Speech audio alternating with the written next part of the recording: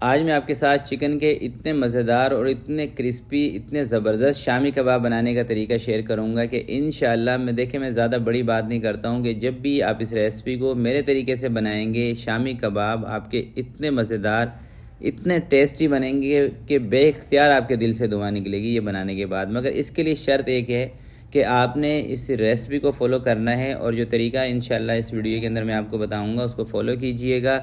उतने ही मसालों का इस्तेमाल करना है। कबाब ऐसे बनेंगे कि आपको मज़ा आने वाला है। तो चलें मिलके बनाते हैं। बिस्मिल्लाहिर्रहमानिर्रहीम। तो मैंने ली है आधा किलो चने की दाल। 2 से 3 घंटे पहले आपने इसको पानी के अंदर भिगो देना है।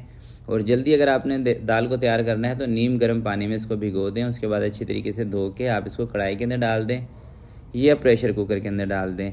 जितनी दाल होगी या तो उतना आप चिकन का बोनलेस ले लें या उससे थोड़ा सा एक्स्ट्रा ले लें। जैसे मैंने लिया है 600 ग्राम चिकन का हमने बोनलेस लिया है और इसकी बोटियाँ आपने थोड़ी सी बड़ी रखनी है और 2 छोटे साइज़ की आपने इसके अंदर प्याज ऐड कर देनी है। तकरीबन 10 से 12 या 15 गोल मिर्चें आपने इसमें ऐड कर देनी हैं। काली मिर्चें ये भी तकरीबन 10 से 12 दाने काली मिर्च के इसमें ऐड कर दें। ये हैं खड़े मसाले जिसमें दारचीनी, सब्ज़ इलायची, थोड़ी सी जायफल जवात्री, 2 पत्ते तेज़पात के आपने ले लेने हैं, 1 बादियान का फूल इसको तोड़ लेना है और 5 से 7 इसके अंदर आपने लौंग ऐड कर देनी है। 1.25 चम्मच आपने इसके अंदर नमक ऐड कर देना है। 1 चम्मच भर के ले लें, बाकी ज़रा सा और ऐड कर दें। साबुत ज़ीरे का इस्तेमाल करना है, पाउडर का इस्तेमाल नहीं करना। 1.5 चम्मच धनिया कुटा हुआ आपने इसके अंदर शामिल कर देना है। 3 चम्मच सूखा धनिया का इस्तेमाल भी थोड़ा सा आपने ज़्यादा करना है और धनिया पाउडर नहीं करना, कुटा हुआ धनिया चाहिए, उससे बड़े ज़बरदस्त कबाब बनेंगे। ज़रा सी हल्दी इसके अंदर शामिल कर देंगे कलर के लिए। हरी मिर्चों का पेस्ट 1 चम्मच।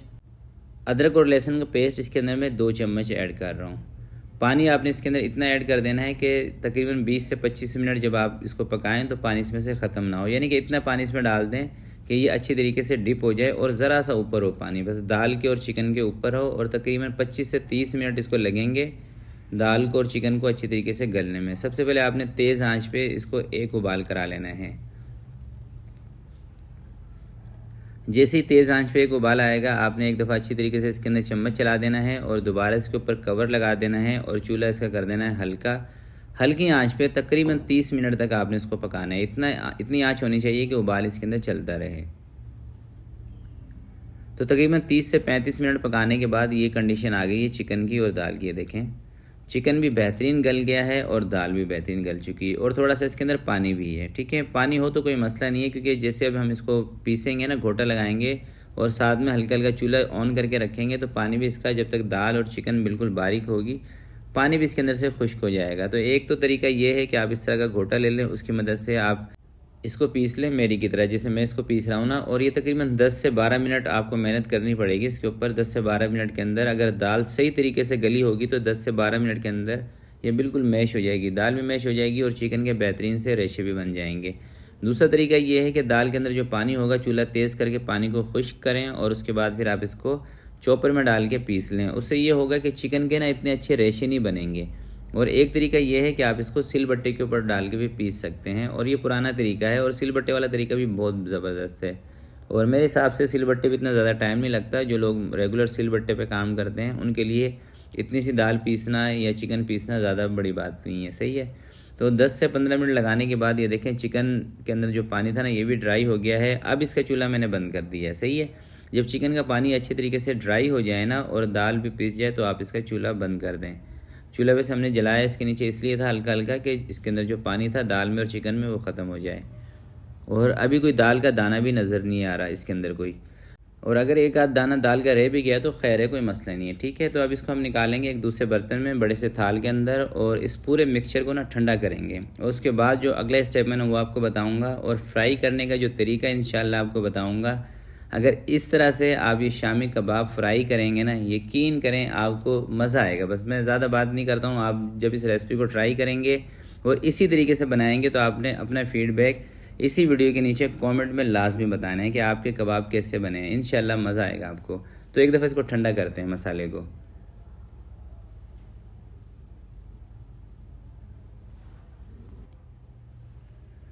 तो मसाला ठंडा होने के बाद ये देखें इस तरह से थोड़ा सा जानदार हो चुका है। अब इसके अंदर आपने ना 1 या 2 अंडा ऐड कर देना है। ठीक है, 1 अंडा शामिल कर रहा हूँ, 1 भी कर सकते हैं, 2 भी कर सकते हैं।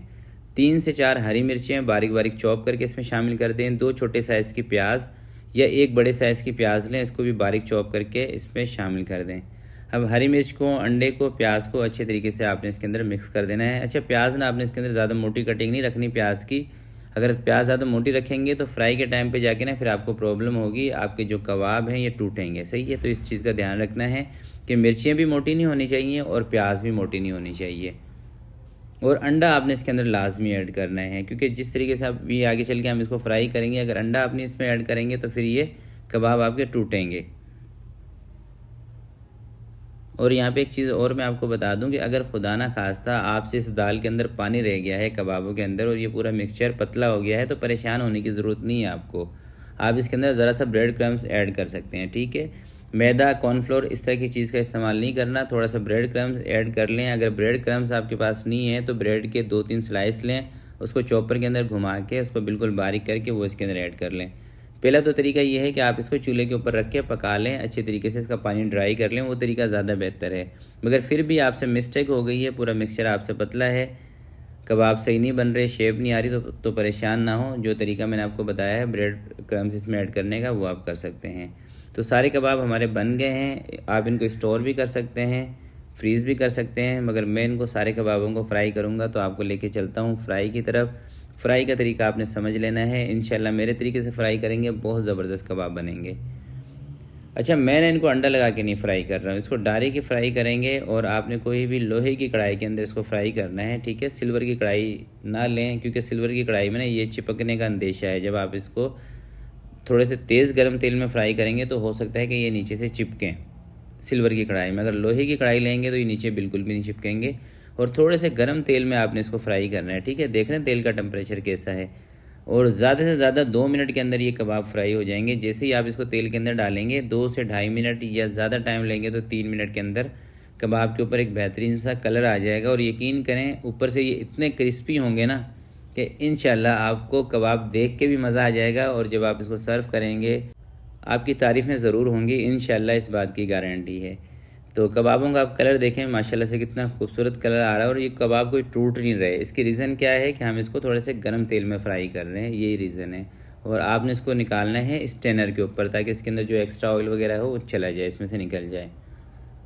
ये देख रहे हैं मैंने कोई अंडा छंडा नहीं लगाया इसके ऊपर। और आप इसको अंडा लगा के भी वैसे फ्राई कर सकते हैं, वो तरीका भी सही है। अगर आपको पसंद हो अंडे वाले कबाब, शामी कबाब अंडा लगा के, तो आप इसको अंडा लगा के फ्राई कर लें।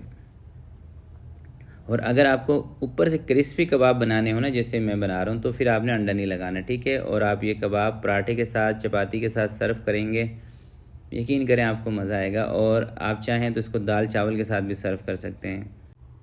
बहुत ही कमाल की रेसिपी है। लाइट से इसके अंदर मसाले हैं, मसाले भी आपको इसके अंदर ज़्यादा नहीं लगेंगे। और हाँ, एक चीज़ मैं आपको और बता देता हूँ, अगर आपको ज़्यादा चटपटे बनाने हो तो फिर आप इसके अंदर हरी मिर्च या जो गोल वाली सुर्ख मिर्च है ना, जितनी हमने ली है उससे क्वांटिटी आप इसकी बढ़ा सकते हैं, अगर आपको चटपटे कबाब पसंद हो।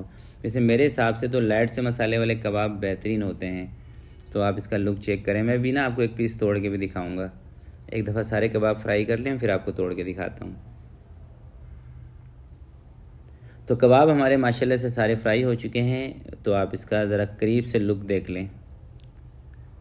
दिखने में माशाल्लाह से जितना ये खूबसूरत आपको नज़र आ रहा है ना, यकीन करें जब आप इसकी पहली बाइट लेंगे ना, आपके दिल से दुआएं निकल जाएंगी। इतनी ज़बरदस्त ये रेसिपी है, तो ज़रूर आपने इसको ट्राई करना है। और मैं फिर आपसे गुजारिश करूँगा कि अपना फ़ीडबैक इसी वीडियो के नीचे कमेंट में आपने लाजमी देना है। और अभी तक अगर आपने इस वीडियो को लाइक नहीं किया तो प्लीज़ इस वीडियो को भी लाइक कर दें और दोस्तों के साथ शेयर भी कर दें। तो आज के लिए इतना ही, मिलते हैं किसी नेक्स्ट वीडियो में। तब तक के लिए अपना बहुत सारा ख्याल रखिएगा, अपने वालिदैन का ख्याल रखिएगा। अल्लाह हाफिज़।